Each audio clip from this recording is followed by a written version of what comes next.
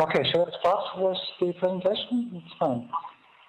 I'll speak about diagnosis and management of issues. Voy a hablar de diagnóstico y manejo de rechazo en niños.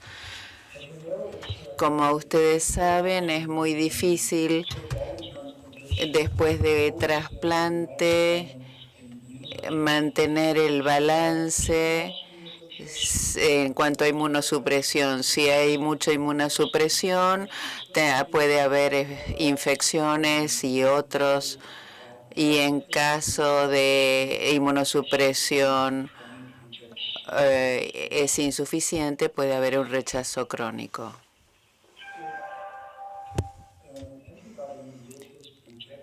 El rechazo mediado por anticuerpos es la causa principal en adultos y en niños de rechazo del injerto, como lo pueden ver en este gráfico, y además tiene que estar asociado con un mayor riesgo de desarrollar rechazo mediado por anticuerpos, y estos son entonces la causa de estos rechazos mediados por anticuerpos. También el diagnóstico del rechazo humoral. Hace falta hacer una biopsia del riñón trasplantado, detección de los anticuerpos específicos del donante. Y en el caso de donación viva, también se puede hacer un cross-match entre el donante y el recipiente para confirmar el rechazo humoral en el caso de que lo haya y ese diagnóstico. La clasificación de la biopsia de trasplante se basa en Banff 97 y distintas actualizaciones, algunas características del rechazo humoral y el rechazo crónico mediado por anticuerpos. Puede haber presencia de distintos elementos, rechazo humoral, y hay incluso una clasificación patológica de la presencia de anticuerpos antidonantes circulantes, evidencia morfológica de lesión aguda del tejido, como en CMR, también inflamación mínima, inflamación glomerular y o de los capilares o trombosis. De estos cuadros patológicos también pueden aparecer y tenemos que probar la existencia de anticuerpos. Acá pueden ver algunos de los cultivos.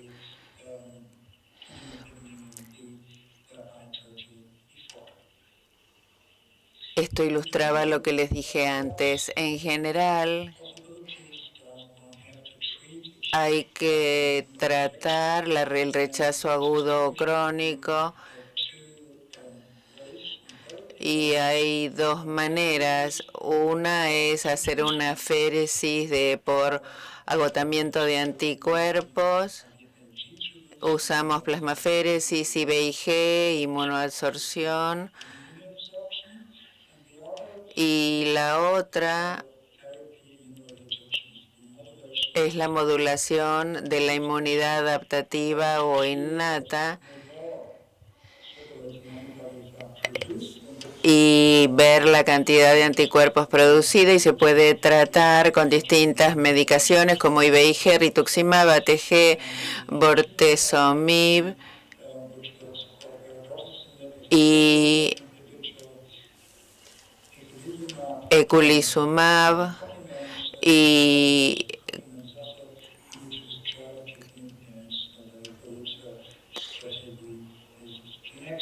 también en último caso una esplenectomía. El rechazo humoral agudo, vamos a poner nuestro enfoque en crónico. La terapia para el rechazo humoral agudo hay que hacer un tratamiento muy agresivo con pulsos de esteroides combinado con administración de IVIG, plasmaféresis o inmunoabsorción. También nosotros damos rituximab y para aumentar la terapia inmunosupresora subyacente, y también monitoreamos los DSA. En este abordaje agresivo, este es un informe de Alemania donde analizaron 3 pacientes con rechazo humoral agudo, plasmaféresis, rituximab, pulsos de esteroides fueron aplicados, y esta estrategia combinada en estos 3 pacientes logró remisión y se pudo resolver el rechazo. El segundo trabajo es de Bemig y es inmunoabsorción en rechazo agudo de CD4 positivo, un ensayo randomizado con control, y aquí vemos el gráfico que ilustra sus hallazgos, y se hizo terapia combinada. Hay algunos informes infrecuentes sobre el tratamiento con eculizumab de rechazo mediado por anticuerpos en trasplante renal. Son simplemente informes de casos. En algunos casos dio resultado, en otros no. Hubo una euforia hace años pensando que algunos procesos de rechazo son mediados por el complejo de complemento, pero el año pasado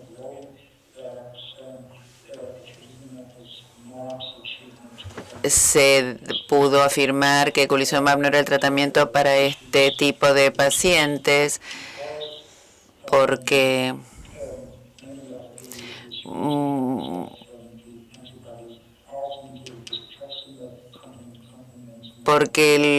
estos rechazos no están mediados solamente por el complemento, sino por este problema, sino por complemento. También hubo casos especiales de trasplantes contra los antígenos prohibidos como Selosuama, de protocolos de desensibilización, es decir, rituximab, inmunoabsorción, IgG, inmunosupresión antes del trasplante y terapia de inducción.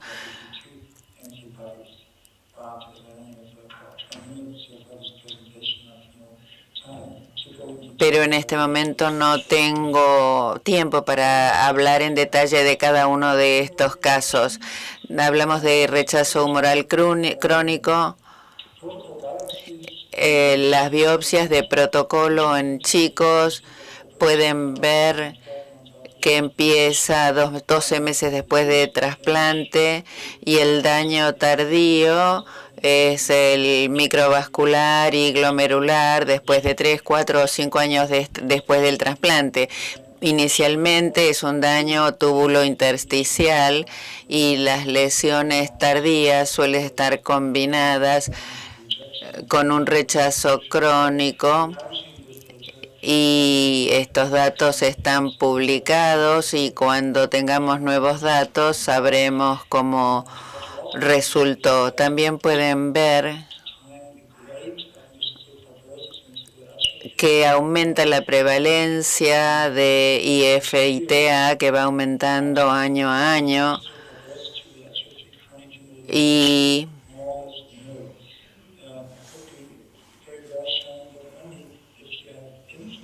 solo si hay inflamación y fibrosis, podemos decir que son lesiones de inflamación en la biopsia de trasplante de riñón.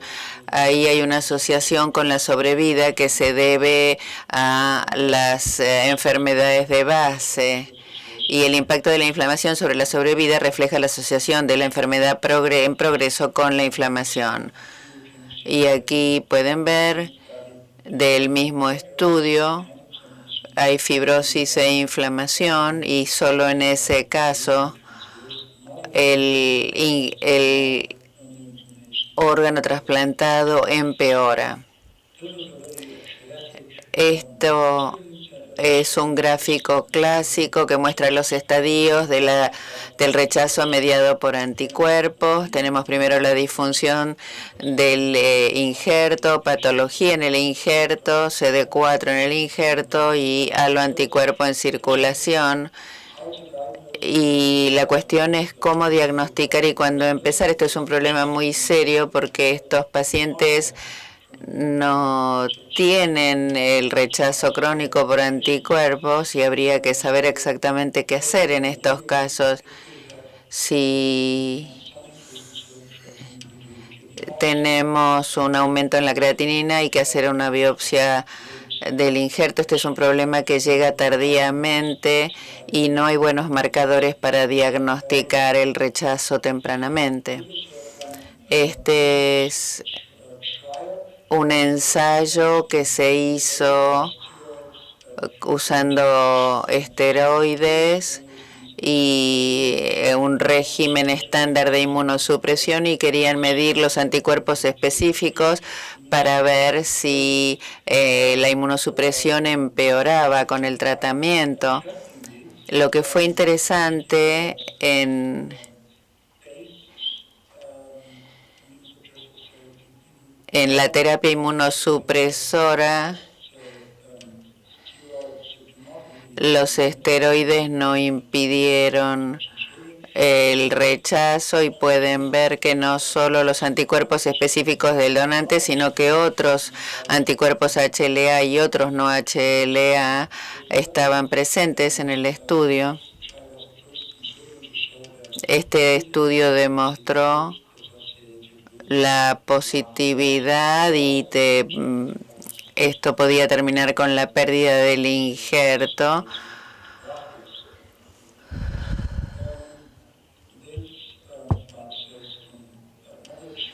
Esto es de otro ensayo que muestra la asociación de DSA con el fracaso tardío del injerto y especialmente habla de DSA de novo y no existente previamente.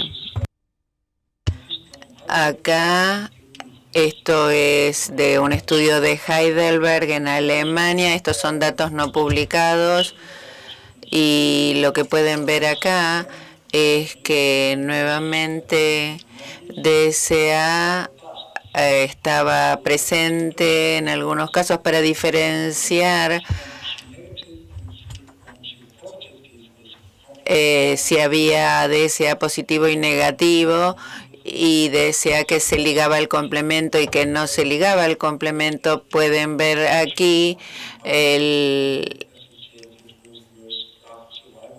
que están asociados algunos de ellos con la sobrevida del injerto, que es DSA que se liga al complemento y esto lleva a un diagnóstico positivo.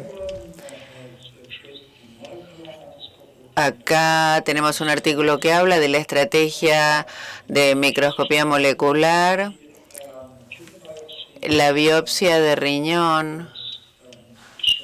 Muestran que los parámetros moleculares que están en este gráfico de esta tabla,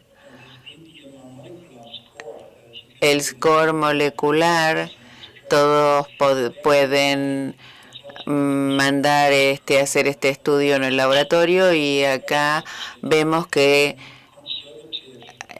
dependiendo de el resultado indica un rechazo mayor. Esto también podría convertirse en un parámetro diagnóstico.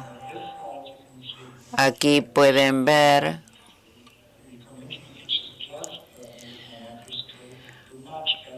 que esto permite pronosticar la positividad en función de la histología. Esto es un tratamiento exitoso del rechazo mediado por anticuerpos con IVIG y rituximab en receptores de trasplantes renales pediátricos y trataron con IVIG una vez por semana y después rituximab, y ven que hubo una reducción de GFR en el medio, y después con el tratamiento aumentó en los siguientes 12 meses, y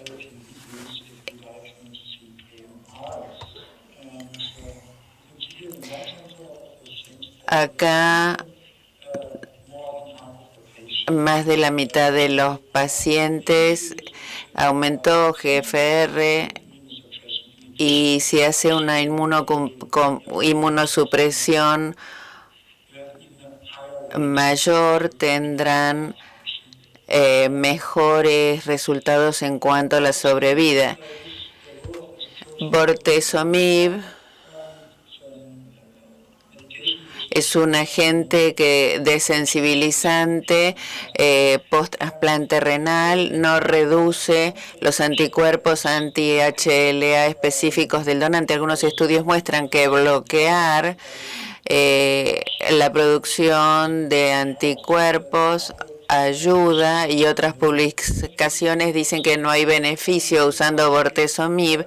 En el último año, bortezomib solo no es una terapia única, sino que bortezomib se debería agregar como una segunda opción.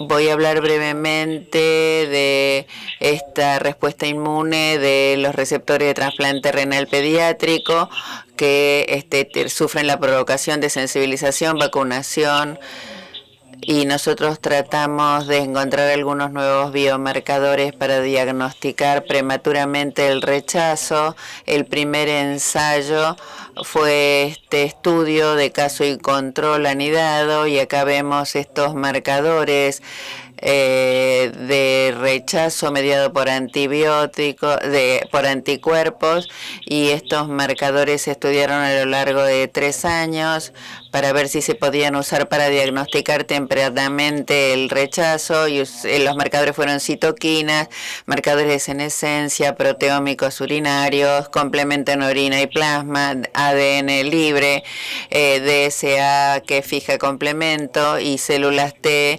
específicas a ciertos virus. Y algo que les mostré ayer también es parte de todo esto, y el diagnóstico del rechazo humoral es una combinación de la detección de DSA circulante e histología. DSA que fija complemento podría ser el futuro medio diagnóstico.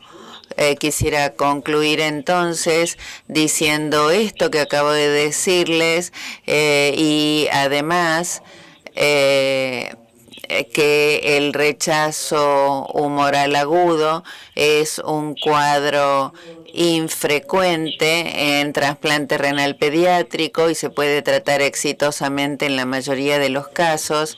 La fibrosis es una cicatriz y estable. La inflamación con fibrosis es una señal de enfermedad progresiva y un mal pronóstico. También el rechazo humoral crónico es la causa principal de la pérdida del injerto en el largo plazo.